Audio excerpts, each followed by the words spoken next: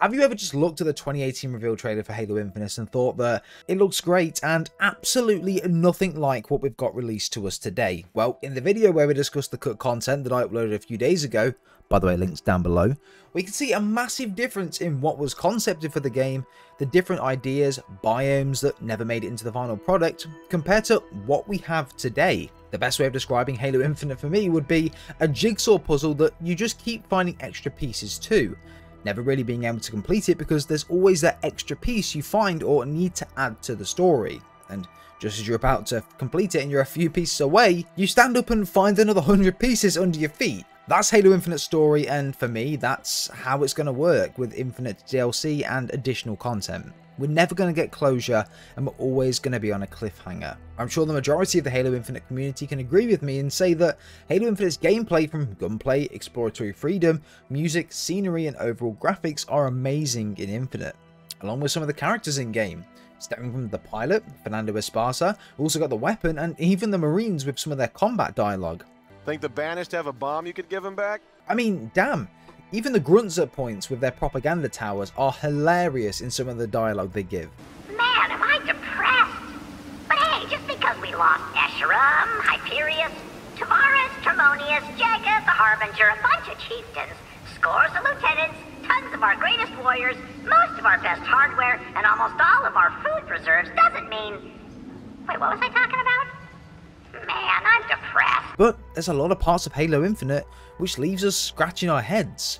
Not just because we don't understand what's going on, because 343 could have done so much more with the story, while still leaving the mystery of the Endless and their overall purpose in the universe of Halo. I mean, not that I found the game lackluster, because it pulled at my heartstrings on many different occasions, but it just left me feeling like Luke Skywalker. I want more. And I know I shouldn't. I mean, if I asked you right now, what happened to Atriox in the campaign and how did he die, and how did he release the Endless? Would you be able to tell me? Because I personally still have no fucking idea. And I've finished the campaign 3 times and I still have no idea. And for me, waiting 6 years for a game, this should have at least been talked about in game to some degree, blatantly keeping the Endless as a mystery to supplement DLC. In this video though guys, I want to go over every point in detail as to why Halo Infinite has so many unanswered questions, why it was such a goddamn confusing game, and why it's left the community in a bit of a split situation in some ways. But guys, without further ado, let's get straight into it. Now, let's start off with the straight facts. The development of Halo Infinite was not a smooth ride by any means. There were a lot of issues during development, and we're going to go through all of them at the very start of the video, so buckle in guys, because you're probably going to shed a tear.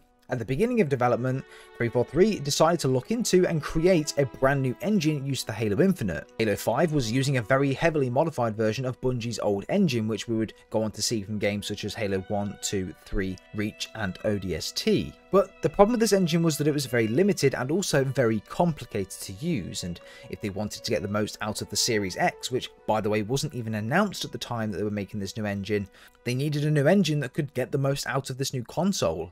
The Slipspace engine, which made the reveal trailer look absolutely beautiful. Development of Halo Infinite was a conflicting process. Mismanagement at 343 led to multiple teams within the industry working against one another to the point where 2/3 of the game had to be removed in 2019. One developer expressed that 343 Industries were developing 4 to 5 games instead of one single cohesive game at the time. It was told that the 2019 reveal trailer that we all loved and seen, and that you can see in the background right now, was outsourced at the time to another company to create and produce. But at that time, Halo Infinite was not in a state that was playable at that level of fidelity.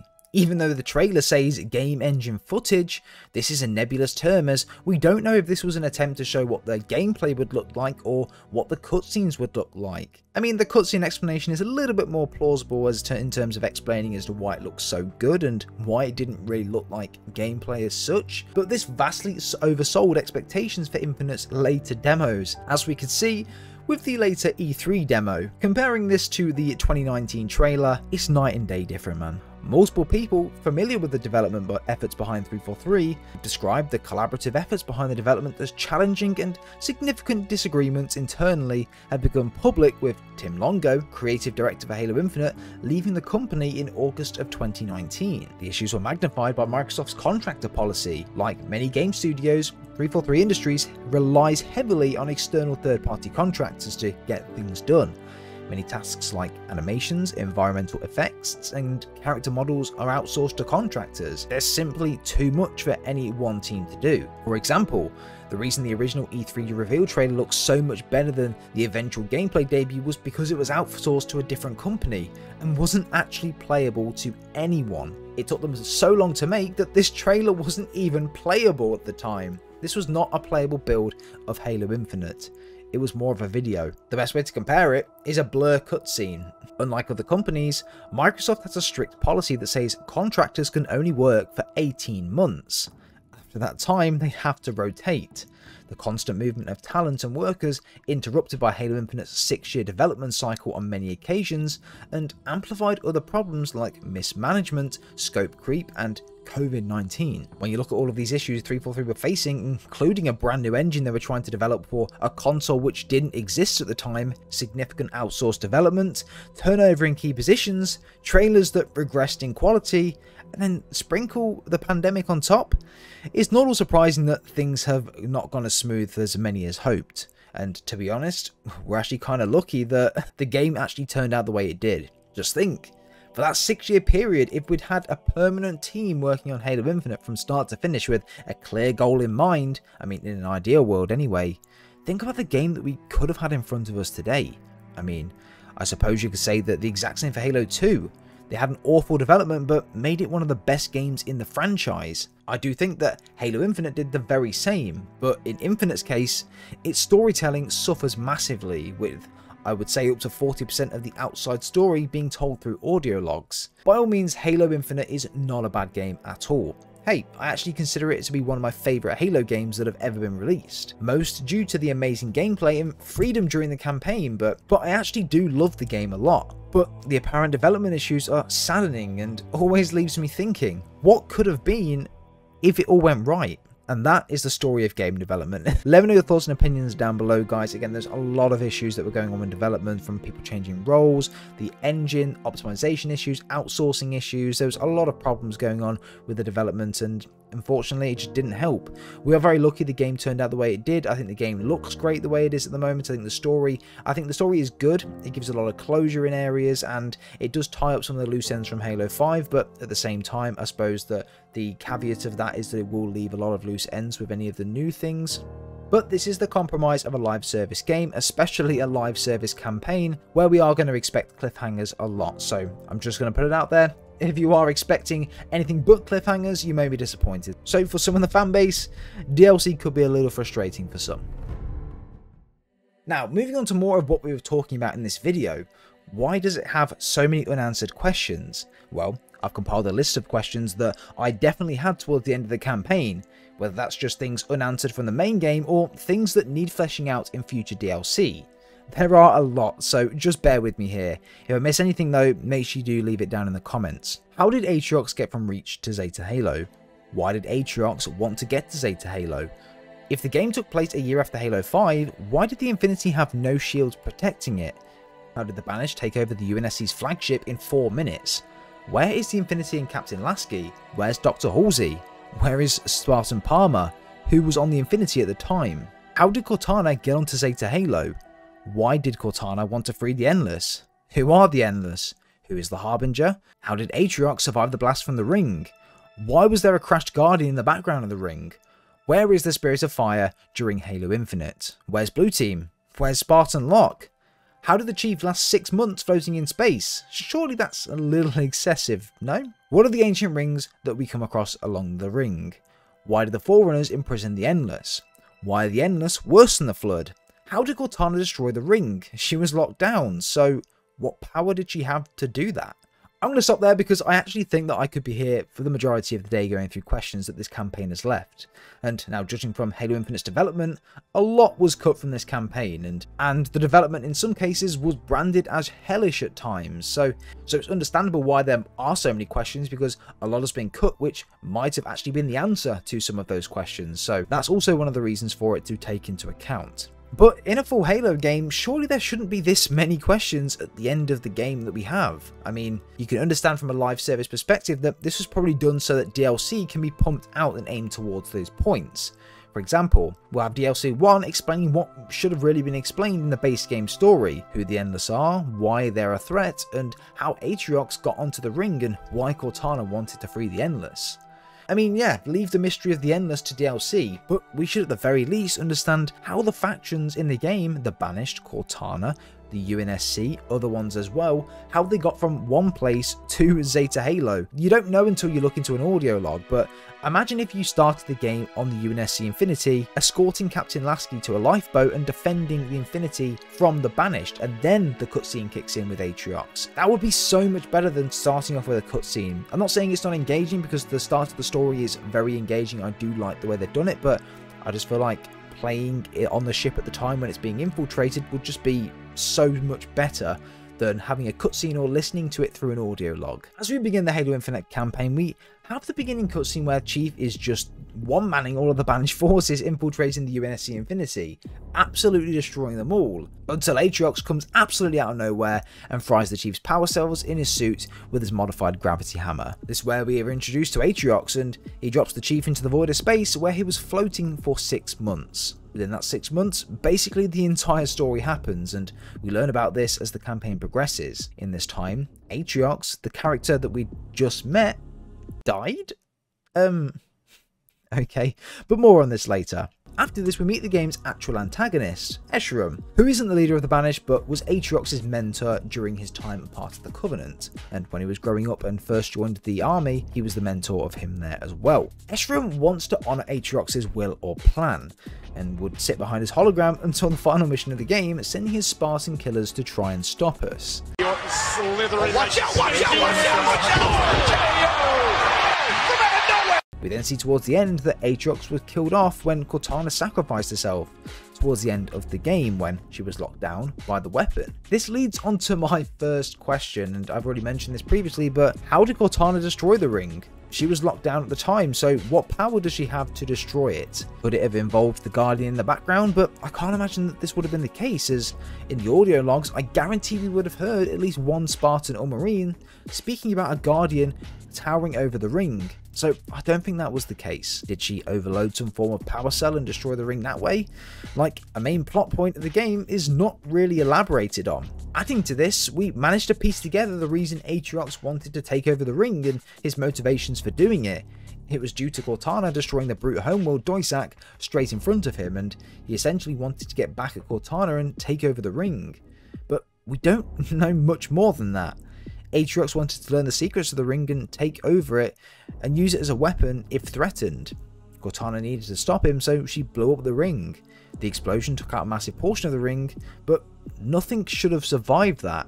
Some people might say this is a good thing because it leaves interpretation, but my point is that the game leaves us with too much interpretation, and that is my overall point. And again, like Luke Skywalker, I want more. And I know I shouldn't. Let's go back to Halo 2 for example. The way it tells the story to us can leave us with interpretation, but that's later fleshed out in the story. At the beginning, we learn about the Covenant's idea of the Great Journey, and that these rings are sacred artifacts. They wanted Fel, aka the Arbiter, to safeguard the ring, but he failed his mission. He became the Arbiter, and his first mission assigned to him by the Prophets was to track down the heretic that was preaching false information about the Great Journey. The Arbiter tracks down the heretic, and they begin speaking. He learns about his views that the Great Journey is a lie and that they shouldn't believe the Prophets. This gets us wondering, why would the Prophets lie? What is the purpose of this? Why is firing the Halo ring a bad thing? Then later in the story, it's fleshed out. Then at the end of Halo 2, love it or hate the cliffhanger, it leads straight into Halo 3. But the story was fleshed out, all points were pretty much covered, but it leaves interpretation as to what happens next. Halo Infinite doesn't do that, but with Infinite, we have the constant head-scratching moments throughout the campaign, and even at the end, it doesn't get fleshed out. If anything, it leaves us all extremely confused, trying to piece together what the story should have told us in the first place. A story can leave you with mystery whilst also filling in its gaps that it could leave along the way.